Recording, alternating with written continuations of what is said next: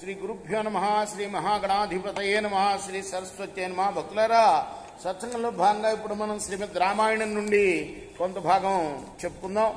నిన్నటి వరకు బాల అయోధ్యారణ్య కిష్కింధకాండలు సుందరకాండ కూడా పూర్తి చేశాం. యుద్ధకాండలో మనం 58 సర్గలు పూర్తి చేసి 59వ సర్గలోని 106వ శ్లోకం వరకు చెప్పుకున్నాం. ఈ రోజున 107 నుండి కొనసాగిద్దాం. కొనసాగించే ముందు వాల్మీకి మహర్షిని ప్రార్థన చేసుకుందాం.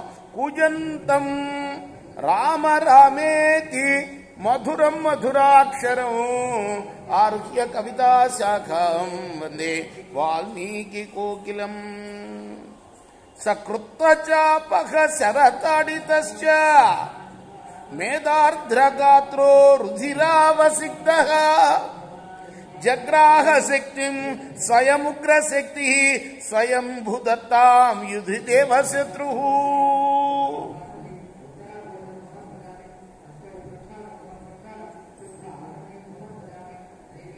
ధనస్సుని ఖండించాడు రావణాసురుడి ధనస్సుని లక్ష్మణుడు.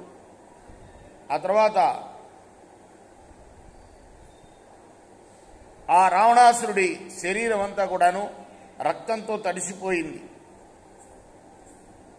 ఆ తర్వాత రావణాసురుడికి బాగా కోపం వచ్చి బ్రహ్మదేవుడిచ్చిన శక్తిని చేత ధరించాడు.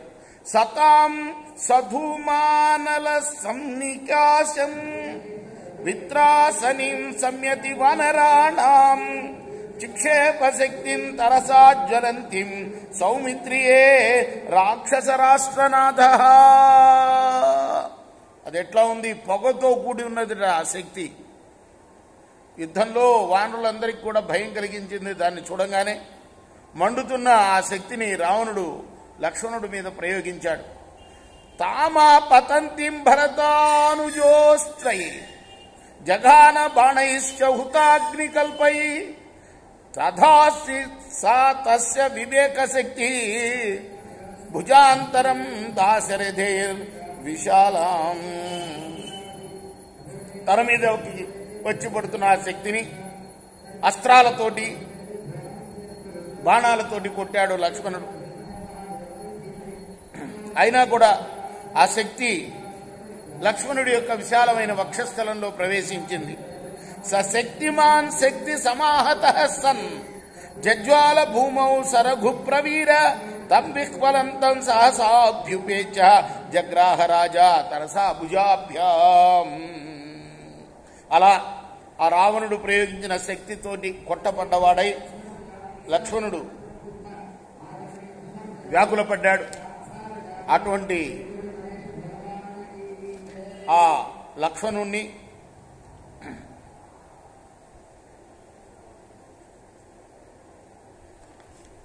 పట్టుకున్నట్ట ఎవరు?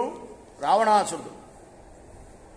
హిమవాన్ మందరో మేరు త్రైలోక్యం వా సహామరై శక్యం భుజాభ్యాముద్ధర్తున్న శక్యో భరతానుజః. కానీ వాడు సాక్షాత్తు హిమవత్ పర్వతాన్ని ఎత్తగలిగాడు రావణాసురుడు. మందర పర్వతాన్ని అంతకుముందు ఎత్తగలిగాడు, మేరు పర్వతాన్ని ఎత్తగలిగాడు. కానీ లక్ష్మణుడు మాత్రం ఎత్తలేకపోయాట. శక్త్యా బ్రాహ్మ్యాతు సౌమిత్రిస్తాడితోపి స్తనాంతరే విష్ణోరమీమాంస భాగమాత్మానాం అనుస్మరత్.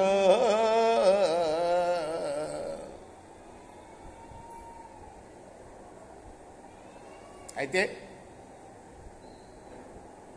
తాను విష్ణు యొక్క అంశ అనే విషయాన్ని తలంచుకుంటం చేత అపాయం లేనివాడై ఉన్నట్ట లక్ష్మణుడు. అంతే కదా, ఒకే ఆయన నలుగురుగా ఉద్భవించాడు కదా. ఆ విష్ణుమూర్తి నలుగురుగా ఉద్భవించాడు కదా.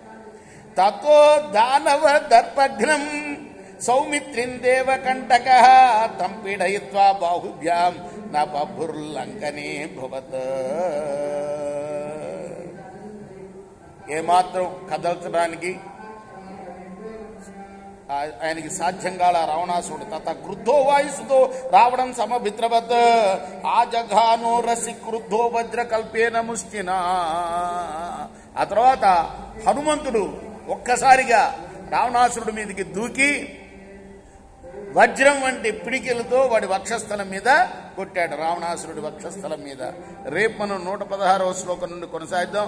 కృష్ణార్పణమస్తు. సాయి కృష్ణార్పణమస్తు.